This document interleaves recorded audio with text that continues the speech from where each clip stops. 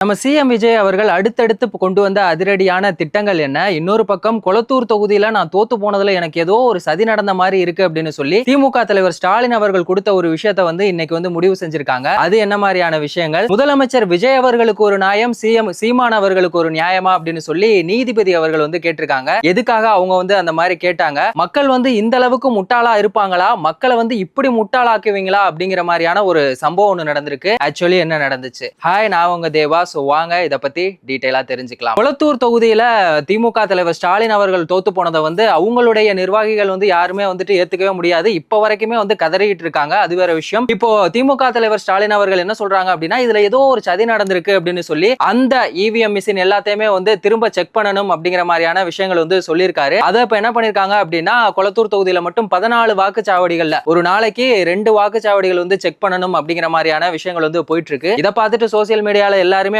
திரும்பவுமே இதை சரிபட்டு நீங்க திரும்ப அவமானப்பட போறீங்களா? ஏற்கனவே உங்களுக்கு கொளத்தூர்ல கொத்து போராட்டா போட்டாச்சு, விஎஸ் பாபு அவர்களை வச்சு உங்க சோழிய முடிச்சாச்சு அப்படிங்கிற மாதிரியான விமர்சனங்கள் போயிட்டு இருக்கு. சிஎம் விஜய் அவர்கள் எடுக்கிற ஒவ்வொரு ஆக்ஷனுமே வேற லெவலா இருக்கு அப்படின்னு சொல்லி சமூக ஊடகங்கள்ல பேசிட்டு இருக்காங்க. அதுல முக்கியமான ஒரு விஷயம் என்ன அப்படின்னு சொல்லி பார்த்தோம்னா, இந்த பெண்களுக்கான பாதுகாப்புக்காக இப்ப சிங்கப்பெண் அதிரடிப்படை அந்த திட்டம் கொண்டு வந்தாங்கல்ல. இப்ப அதை தொடர்ந்து பெண்களுக்காக என்ன பண்ணிருக்காரு அப்படின்னு சொல்லி பார்த்தோம்னா, இந்த சிங்க பெண்கள் மேம்பாட்டு திட்டம் அப்படிங்கிற ஒரு விஷயத்தை கொண்டு வந்திருக்காரு.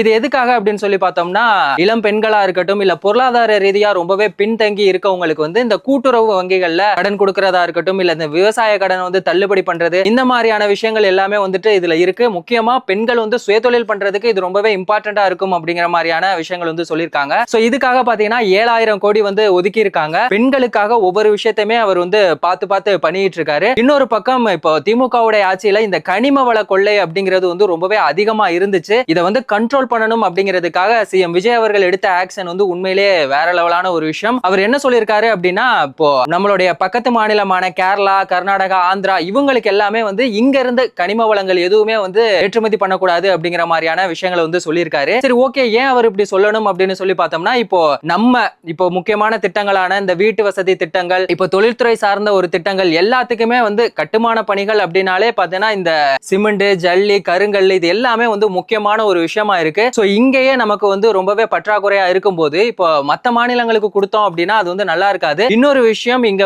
அதோட விலை எல்லாமே அதிகமா இருக்கு. அது நியாயமா இருக்கணும் அப்படிங்கிறதுக்காக தான் இப்படி ஒரு நடவடிக்கை அவர் எடுத்திருக்காரு. இதை பார்த்துட்டு இப்ப கேரளாவுடைய முதல்வர் என்ன சொல்றாரு அப்படின்னு சொல்லி பார்த்தோம்னா, இதை நீங்க மறுபரிசீலனை செய்யணும் அப்படின்னு சொல்லி நம்ம சிஎம் விஜய் அவர்களுக்கு கடிதம் போடுறாங்க. எதுக்காக அவர் அப்படி சொல்லணும் அப்படின்னு சொல்லி பார்த்தோம்னா, அங்க அவங்களுக்கு இந்த கனிம வளங்கள் அப்படிங்கிறது அங்கேயே ரொம்பவே கம்மியா இருக்கு. நாங்க இது மூலமா நிறைய திட்டங்கள், இப்ப தேசிய நெடுஞ்சாலை ரோடு போடுறதா இருக்கட்டும், இல்ல முக்கியமான துறைமுகங்களுக்கு அதுல இந்த ரயில்வே சம்பந்தமான எல்லாத்துக்குமே பாத்தீங்கன்னா இந்த ஜல்லி, கல்லு இது எல்லாமே ரொம்பவே தேவையான ஒரு விஷயமா இருக்கு. இது எல்லாத்துக்குமே இப்போ அண்டை மாநிலமான கேரளா இவங்க எல்லாமே திருநெல்வேலி, தென்காசி, கன்னியாகுமரி மாவட்டங்கள் இவங்களதான் ரொம்பவே டிபெண்ட் பண்ணியிருக்காங்க. அதனாலதான் முதல்வருக்கு அவர் இப்படி ஒரு கடிதத்தை போட்டிருக்காரு. ஒரே ஒரு விஷயம் நம்ம தெரிஞ்சுக்க வேண்டியது என்ன அப்படின்னு சொல்லி பார்த்தோம்னா, இந்த மலைகள் எங்க அதிகமா இருக்கு அப்படின்னு சொல்லி பார்த்தோம்னா, கேரளால 48% அங்க இருக்கு. நம்ம தமிழ்நாட்டுல 25% தான் இருக்கு. ஆனா பாத்தீங்கன்னா நம்ம தமிழ்நாட்டுல இருந்து தான் மத்த மாநிலங்களுக்கு இந்த கனிம வளங்களுடைய கொள்ளையடிக்கிறது அப்படிங்கிற ஒரு விஷயம்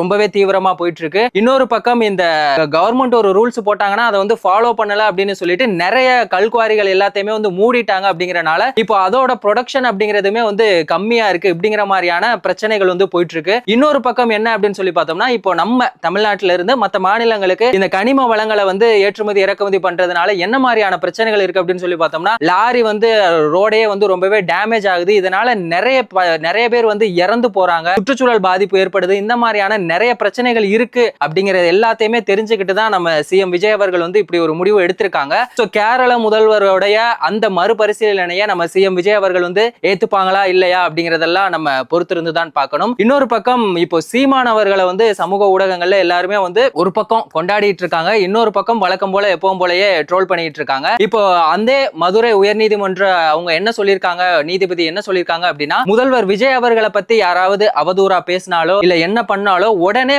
காவல்துறை கைது பண்றீங்க, அவங்க மேல ஆக்ஷன் எடுக்கிறீங்கல்ல, ஏன் சீமான் அவர்கள் மேல அவதூறு பரப்புறதுக்கு நீங்க எந்த ஒரு நடவடிக்கையுமே எடுக்கல அப்படின்னு சொல்லி நீதிமன்றம் சார்பில் இருந்து என்ன பண்ணிருக்காங்கன்னா சரமாரியா கொஸ்டின் கேட்டிருக்காங்க. என்ன ரீசன் அப்படிங்கறத நம்ம தெரிஞ்சுக்கலாம். இப்போ சினிமா விமர்சகர் அது மட்டும் இல்லாம யூடியூபரா இருக்க பிஸ்மி அவங்க என்ன சொல்றாரு அப்படின்னா, திமுக தலைவர் ஸ்டாலின் அவர்கள்ட்ட சீமான் அவர்கள் வந்து 100 கோடி வாங்கியிருக்காரு அப்படின்னு வந்து அவர் வந்து பேசியிருக்காரு. அதுக்கு ஏதாவது ப்ரூஃப் இருந்துச்சுன்னா அதை வந்து வெளியிடணும். எதுக்கு தேவையில்லாம இந்த மாதிரி அவதூறு பரப்புறீங்க அப்படின்னு சொல்லி இப்போ என்ன பண்ணிருக்காங்கன்னா அவர் மேலேயுமே வந்துட்டு ஏற்கனவே கேஸ் எல்லாம் கொடுத்தாச்சு. ஆனாலும் இன்னும் காவல்துறை இது சம்பந்தமா எதுக்காக ஆக்ஷன் எடுக்கல அப்படிங்கிற ஒரு கொஸ்டினையுமே வந்து கேட்டிருக்காங்க. இன்னொரு பக்கம் என்ன இருக்கு அப்படின்னு சொல்லி பார்த்தோம்னா இப்போ மக்களை வந்து எந்த அளவுக்கு திமுக ஆட்சியில வந்து முட்டாளாக்குனாங்க அப்படிங்கிறது எல்லாம் நமக்கு தெரியும். இப்போ ஒருத்தர் என்ன பண்ணிருக்காரு அப்படின்னு சொல்லி பார்த்தோம்னா சேலம் ஆத்தூர்ல இந்த கொரோனா வந்து இப்போ ரொம்ப வேகமா பரவிட்டு இருக்கு. அதுவும் பாத்தீங்கன்னா உங்களோட தலைமுடியில இருந்து தான் அது வந்து பரவுது. சோ அதனால நீங்க வந்து மொட்டை அடிக்கணும் அப்படிங்கிற மாதிரியான ஒரு விஷயத்தை வந்து சொல்லியிருக்காங்க. இதெல்லாம் வந்து கேட்கும் போதே அது வந்து எவ்வளவு ஒரு மூட நம்பிக்கையா இதெல்லாம் நம்புற மாதிரியா இருக்கு அப்படிங்கிற மாதிரி தானே இருக்கு. ஆனா அங்க இருக்க மக்கள் என்ன பண்ணிருக்காங்க அப்படின்னு சொல்லி பார்த்தோம்னா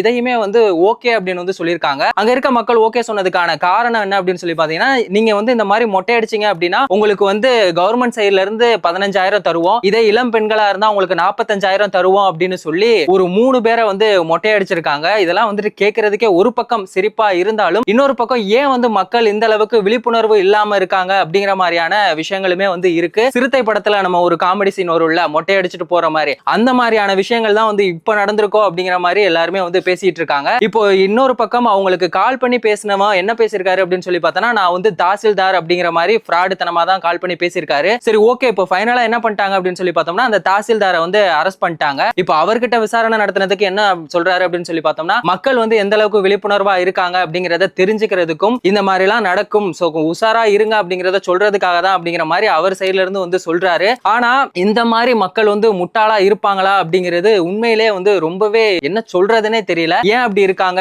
காசுக்காக அப்போ அவங்க என்ன சொன்னாலும் நீங்க பண்ணுவீங்களா அப்படிங்கிற ஒரு இதுலதான் இருக்கு. ஏற்கனவே இந்த இலவசம் அப்படிங்கிற ஒரு விஷயத்தால மக்களை வந்து ரொம்பவே அடிமையாக்குறாங்க, முட்டாளாக்குறாங்க. இதுல இவர் வேற புதுசா இந்த மாதிரியான விஷயங்களை பண்ணது இப்ப சோசியல் மீடியால வந்து ரொம்பவே வைரலான ஒரு விஷயமா போயிட்டு இருக்கு. சோ இத பத்தி நீங்க என்ன நினைக்கிறீங்க? கொளத்தூர் தொகுதியில அந்த 14 வாக்குச்சாவடியுமே திரும்ப வந்து சரிபார்க்கணும் அப்படின்னு சொல்லி திமுக தலைவர் ஸ்டாலின் அவர்கள் சொன்னதை பத்தி உங்களோட கருத்து என்ன? நம்ம சிஎம் விஜய் அவர்களுடைய ஒவ்வொரு அதிரடியான ஆக்ஷனா இருக்கட்டும் இல்ல திட்டங்களை பத்தின உங்களோட ஒப்பீனியன் என்ன அப்படிங்கறத மறக்காம கமெண்ட் செக்ஷன்ல சொல்லுங்க. வேறொரு வீடியோல வேறொரு கண்டென்ட்ல திரும்பவும் சந்திக்கலாம்.